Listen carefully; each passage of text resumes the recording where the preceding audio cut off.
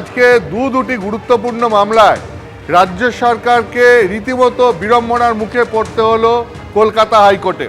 তুমি জানো যে একটি মামলা ছিল, সেটা হচ্ছে যে আশফাকুল্লাহ নাইয়া আর.জি. কর মেডিকেল কলেজে এই মুহূর্তে ইএনটি ডিপার্টমেন্টের এমএস এর স্টুডেন্ট, থার্ড ইয়ার স্টুডেন্ট, এবং তার বিরুদ্ধে যে অভিযোগ ছিল যে এই আশফাকুল্লাহ নাইয়া তিনি এমএস পাস না হওয়া সত্ত্বেও ইএনটি এমএস লিখে তার নামে প্রচার চলছে এবং একটি স্বেচ্ছাসেবী সংস্থায় প্রচার করছে এবং সেই স্বেচ্ছাসেবী সংস্থার হয়ে রুগী দেখেন এই আশফাকুল্লাহ নাইয়া।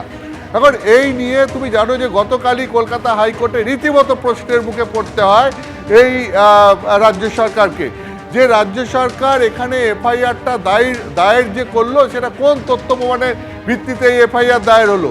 এবং বিচারপতি তীর্থঙ্কর ঘোষ বলেন যে পুরো প্রক্রিয়াটাই তিনি তথ্য প্রমাণ ছাড়া করা হয়েছে বলে মনে করছেন। অর্থাৎ আশফাকুল্লাহ নাইয়া তিনি কি নিজেকে এমএসইএনটি হিসাবে পরিচয় দিচ্ছেন? তার কোনো প্রেসক্রিপশন পাওয়া গেছে? তার বিরুদ্ধে সেই রকম কোনো তথ্য প্রমাণ পাওয়া গেছে যে আশফাকুল্লাহ নাইয়া নিজেকে এমএসইএনটি হিসাবে পরিচয় দিচ্ছেন? এই রকম কোনো তথ্য প্রমাণ রাজ্যের তরফ থেকে এখনো পর্যন্ত আশফাকুল্লাহ নাইয়ার বিরুদ্ধে জোগাড় করা সম্ভব হয়নি এবং সেই ব্যাপারে কোনো স্পষ্ট উত্তর হাইকোর্টের সামনে গতকাল বা আজ সে রাজ্যের তরফ থেকে আইনজীবী দিতে পারেননি। ফলে আজকেও ঠিক একই ধরনের প্রশ্নের মুখে পড়তে হয় এবং সেক্ষেত্রে কলকাতা হাইকোর্টের বিচারপতি তীর্থঙ্কর ঘোষ এই প্রশ্ন তোলেন যে কেন রাজ্যের এই সক্রিয় ভূমিকা, যে এখানে এফআইআর করা হলো, তার বাড়িতে তল্লাশি করা হলো, হ্যাঁ, এবং তাকে ডেকে পাঠানো হলো, অথচ এখনও তার বিরুদ্ধে এফআইআর করতে গেলে যে উপযুক্ত তথ্য প্রমাণ দরকার সেটাই এখনও সংগ্রহ করে উঠতে পারেনি। দেখুন, আমরা এটাই এক্সপেক্ট করেছিলাম। এর আগেও আমরা মনে করি, যেহেতু এখনও মামলা বিচারাধীন, কিন্তু যে রায়টা দিয়েছেন মহামান্য বিচারপতি, যে বিচারপতির যে অবজারভেশন, সেটা উনি একটা অ্যাঙ্গেলে উনি বুঝিয়ে দিয়েছেন যে এটা এক ধরনের রাষ্ট্রশক্তি ব্যবহার করে দমন পীড়নের একটা জায়গা তৈরি হয়েছে।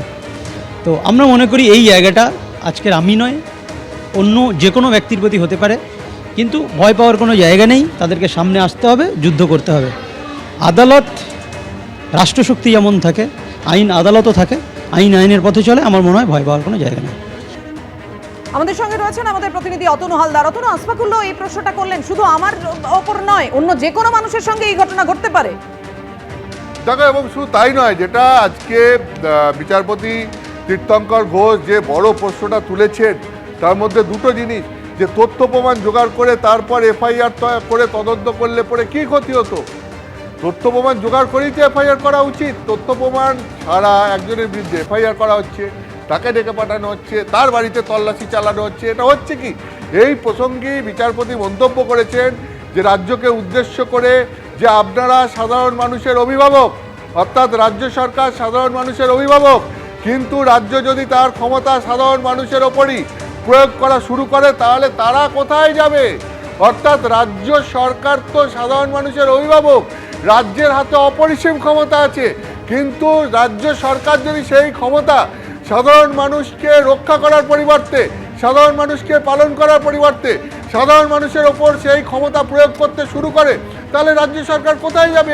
এই প্রশ্ন তো বিভিন্ন মহল থেকে উঠছে। শুধু কলকাতা হাইকোর্টে আজকে এই যে প্রশ্ন উঠেছে, এই প্রশ্ন কলকাতা হাইকোর্টের আগেও উঠেছিল, আবার উঠলো, এবং এই প্রশ্নের মুখে রাজ্য সরকারকে বিভিন্ন মহল থেকেও পড়তে হয়েছে যে রাজ্য সরকারের কাজ তো হচ্ছে সাধারণ মানুষের নিরাপত্তা, সাধারণ মানুষের সুযোগ সুবিধা সমস্ত কিছু সুরক্ষিত করা, কিন্তু সেই রাজ্যের হাতে যে ক্ষমতা আছে সেই ক্ষমতা যদি রাজ্য সাধারণ মানুষের ওপর প্রয়োগ করতে শুরু করে তাহলে রাজ্যের মানুষ কোথায় যাবে? আজ এই প্রশ্ন যেটা হাইকোর্টে উঠলো, এই প্রশ্ন কিন্তু বিভিন্ন সময় বিভিন্ন মহলে উঠেছে যে রাজ্যের পুলিশ প্রশাসনের হাতে ক্ষমতা আছে বলেই তারা যেখানে সেখানে সেই ক্ষমতা প্রয়োগ করতে পারে না।